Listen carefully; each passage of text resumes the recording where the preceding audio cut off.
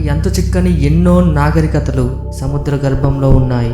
ఇది నమ్మటానికి కొంచెం అతిశయోక్తిగా ఉన్నా ఇది వాస్తవం. అలాంటి సముద్ర గర్భంలో తుడుచుకు పెట్టుకుపోయిన ఒక నగరం అట్లాంటిస్. ఈ విషయం గురించి మనం తెలుసుకునే ముందు టీ టాక్ ఛానల్ సబ్స్క్రైబ్ చేయటం మాత్రం మర్చిపోకండి. అంతేకాకుండా హెల్త్ టిప్స్ గురించి తెలుసుకోవాలంటే మా కొత్త ఛానల్ మై టిప్ ఛానల్ కూడా సబ్స్క్రైబ్ చేయడం మాత్రం మర్చిపోకండి. ఇక విషయంలోకి వెళ్తే, గ్రీకు ఫిలాసఫర్ ప్లేటో క్రీస్తు పూర్వం 360లో రాసిన క్రెమేయస్ పుస్తకంలో ఈ అట్లాంటిస్ గురించి ఉంది. ఆ నగరం గురించి ప్లేటో ఒక స్వర్గసీమగా ఉండేదని ఆ పుస్తకంలో రాసి ఉందంట. ఆ నగరానికి దేవుడుగా పొసోడియన్ని పూజించేవారట. ఆ నగరానికి మధ్యలో ఆ దేవుడి గుడి ఉండేదట. ఆ నగరంలో నీటి పారుదల సౌకర్యం కూడా చక్కగా ఉండేదట. సాంకేతికంగా కూడా బాగా అభివృద్ధి చెంది ఉండేదని అతను ఆ పుస్తకంలో రాశాడు. అక్కడ నిర్మించిన ప్రతి నిర్మాణం ఎరుపు నలుపు రంగు రాళ్లతో నిర్మించేవారట. ఆ నగరం 3 రింగుల రూపంలో ఉండేదని, మధ్యలో కాలువలు, వాటిపై వంతెనలు ఉండేవని ఆ బుక్కులో రాశాడు ప్లేటో. ఇక ఆ ప్రాంతంలో ఎన్నో జంతువులు, పెద్ద పెద్ద ఏనుగులు కూడా తిరిగేవట. ఒక రాత్రి వచ్చిన సునామీతో ఈ నగరం మునిగిపోయినట్టుగా ప్లేటో తన పుస్తకంలో రాసుకున్నారు.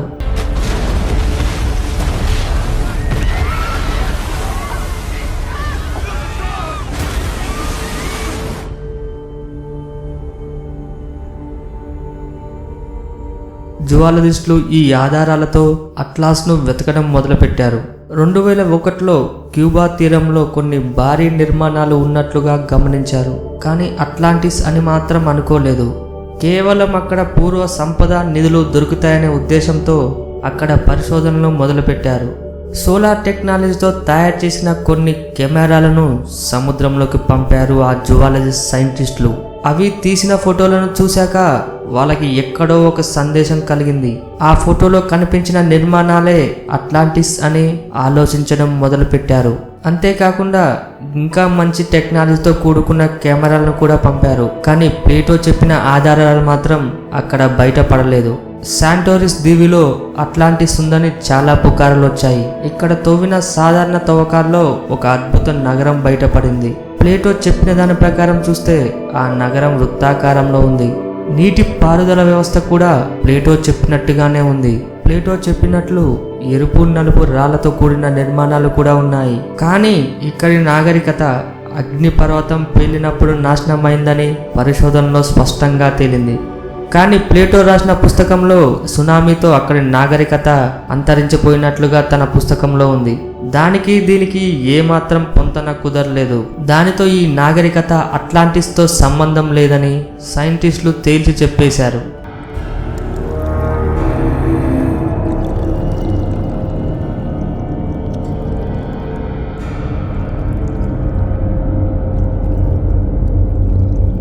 తాజాగా కొంతమంది సైంటిస్టులు అట్లాంటిస్ గురించి కొంత సమాచారాన్ని బయటపెట్టారు. లియాన్ కోర్ చెప్పిన ప్రకారం జర్మన్ జువాలజిస్ట్ రిచర్డ్ పూల్ టీంలో కీలక పాత్ర వహిస్తూ ఉంటారు లియాన్ కోర్. ఇతను ఒక సిద్ధాంతాన్ని ప్రతిపాదించారు. ఆ సిద్ధాంతం ఆధారంగానే అట్లాంటిస్ స్పెయిన్ తీరంలో బురద నేల కిందుందని నిర్ధారించుకున్నారు. స్పెయిన్ తీరంలోని శాటిలైట్ తీసిన చిత్రాలను ఆధారంగా చేసుకొని ఆ చిత్రంలో ప్లేటో చెప్పిన ఆనవాళ్లు బయటపడ్డాయి. ప్లేటో తన పుస్తకంలో రాసినట్టు ఆ నగరం 3 రింగుల ఆకారంలో ఉందని వాళ్ళు గమనించారు. శాటిలైట్లో వచ్చిన చిత్రాలను ఆధారంగా చేసుకొని అక్కడ గొప్ప నగరం ఉన్నట్లుగా గుర్తించారు. అక్కడ కొన్ని విగ్రహాలు బయటపడ్డాయి.